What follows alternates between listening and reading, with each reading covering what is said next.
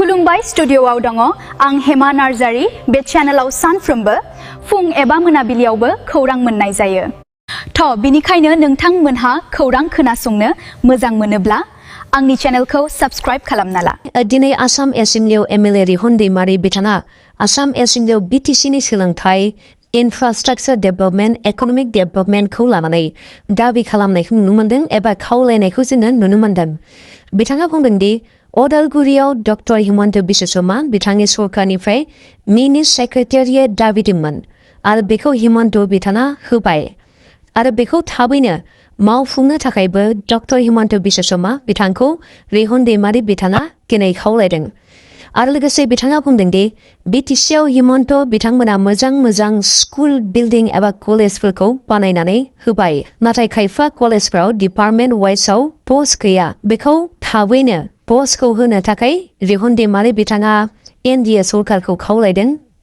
उदालगुरि कलेजाव 3,000निबो बारा फरायसाफोर दङ नाथाय बे कलेजाव 20ताल' सेंसन पस्ट दङ होननानै बिथाङा बुंदों आरो बे 20 जन फोरोंगिरिजों 3,000निबो बारा फरायसाफोरखौ फोरोंनाया सम्भब नङा एबा पसिबल नङा होननानै बिथाङा बुंदों। बेनिखायनो आरोबाव बे उदालगुरि कलेजाव गोदान पस्ट क्रिएट खालामनो नांगौ होननानै बिथाङा सरकारखौ खावलायदों आरो लोगोसे बिटिसिआव थानाय भेन्सार स्कुलफोरखौ प्रभिन्सियलाइज खालामनो नांगौ होननानैबो बिथाङा खावलायदों आरो लोगोसे बिथाङा बुंदों दि बिटिसि ओनसोलाव मोजां हस्पिटाल बिल्डिं बानायनाय जाबाय नाथाय बेफोर हस्पिटालाव डक्टर गैया डक्टर होनो थाखायबो बिथाङा खावलायदों आरो गासिबो डिस्ट्रिक्टआव थानाय हस्पिटालफोराव ICUनि फेसिलिटिखौ बानायना होनो नांगौ होननानैबो बिथाङा खावलायदों आरो लोगोसे गोलोम बोथोर जानाय लोगो लोगोनो बिटिसिआव गोबां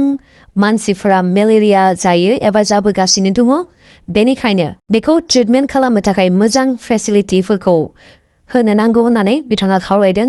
दैबानाजों हा खुरखानायनि समस्याखौ समाधान खालामनो नांगौ होननानैबो बिथाङा खावलायदों आरो लोगोसे बिटिसिआव माथावरि बानायनो गोनांफोराव माथावरि बानायना होनो नांगौ होननानैबो बिथाङा खावलायदों आरो लोगोसे बिटिसिआव लोंनाय दैनि गोबां आंखाल जायो आरो बेखौबो थाबैनो मावनानै होनो नांगौ होननानै बिथाङा खावलायदों।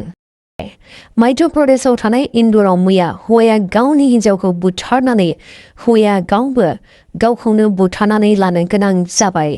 बे जाथाया मैया जादों आरो जेब्ला बिसोरनि उन्दै फिसाजोआ रुमनिफ्राय गाबख्राव हरो अब्लासो बे जाथायखौ खाथिनि मानसिफ्रा खोनानो मोन्दों एबा मिथिनो मोन्दों। बिसोर रुम भारायाव थायोमोन। हौवानि मुङा हालकी सिं बिथाङा सासे पान्जाबी बिथाङा मुलि कम्पानियाव खामानि मावोमोन। मैया हौवाया रुमखौ लक खालामनानै गावनि हिन्जावखौ सिखाजों दाननानै बुथारदों। बेनि उनाव हौवायाबो मुलि जानानै हिन्जावनि खाथियावनो थैनानै थादों। बिसोरहा सासे उन्दै फिसाजोबो दङ। खाथिनि मानसिफ्रा बुंनाय बायदिब्ला हिन्जावा सुनिल साहु मुंनि सासे हौवा मानसिजों लाइन मारिबाय थायोमोन आरो बे बाथ्राखौ हौवाया उनाव मिथिदोंमोन। बे बाथ्राखौ मिथिनानै हौवा आरो हिन्जावनि गेजेराव गोबां नांलायनाय जादोंमोन। न'आ गोबां असान्ति जादोंमोन। बेनि उनाव थांनाय सुनिबारे हौवाया गावनि न'खरनि मानसिफोरखौ लानानै सुनिल साहु मुंनि हौवाखौ गावनि हिन्जावनिफ्राय गोजानाव था होननानै वार्निं हैदोंमोन। वार्निं हैनानै जेब्ला न'आव हौवाया फैदों अब्ला आरोबाव हौवा आरो हिन्जावनि गेजेराव आरोबाव नांलायनाय जायो। बेबादिनो मैया हौवानि बाथ्राखौ हिन्जावा मानियैखाय एबा खोनासङैखाय हौवाया गावनि हिन्जावखौ सिखाजों दाननानै बुथारदों। बेनि उनाव हौवायाबो मुलि जानानै थैनो गोनां जाबाय। हौवा हिन्जाव मोजां संसार जादोंमोन नाथाय गेजेर समाव हिन्जावा गुबुन हौवाजों लाइन मारिनायनि थाखायनो न'खरा सिलिंखार जानो गोनां जाबाय। बेनिखायनो हौवा आरो हिन्जाव संसार जानायाव आरोबाव गुबुन हौवा एबा हिन्जावनो जायगा होयोब्ला अब्ला न'खरा 100% सिलिंखार जागोन। बेनिखायनो संसार जाखानाय मानसिफ्रा बेफोरनिफ्राय गोजानाव थानो नांगौ। नोंथाङा भिडिअखौ मोजां मोनोब्ला लाइक शेयार साबस्क्राइब खालामना होबानो जाबाय। गाबोननि भिडिअआव लोगो मोनफिनसिगोन। गोजोन्थों।